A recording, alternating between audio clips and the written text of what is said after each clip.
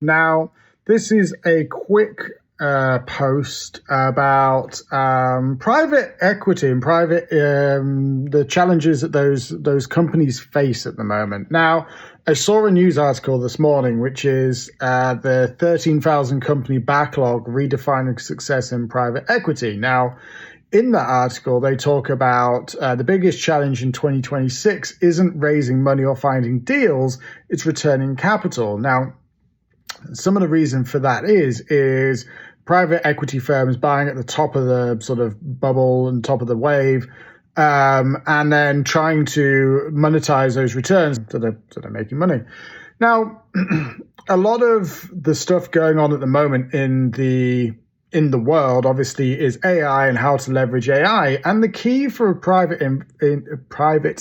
equity firms, it's a mouthful for Monday morning, is, of course, being able to leverage the data, leverage the information that they have inside of these companies to increase the value of those companies for any potential buyer. Now, AI is an obvious way to be able to leverage that. But going back to a post that I made on LinkedIn this morning, to be able to do that, you also have to have your data in good order and good standing so that you can leverage it properly.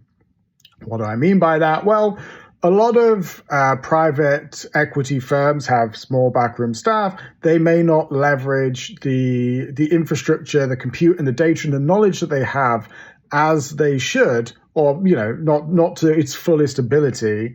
And so in doing that, they're leaving a lot of money on the table that could otherwise be used, in terms of company value.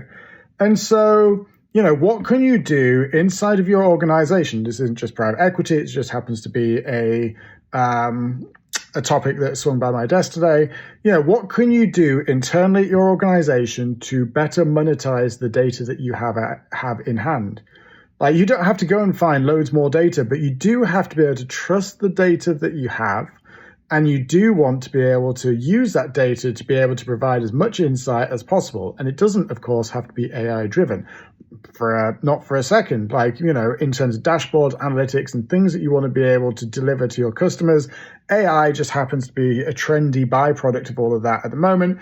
If your data does not make sense, neither will the output that's coming from your dashboards or your LLM. So bear that in mind. What can you do better inside of your organization to leverage that data to the best of its capability to deliver the most revenue for your business?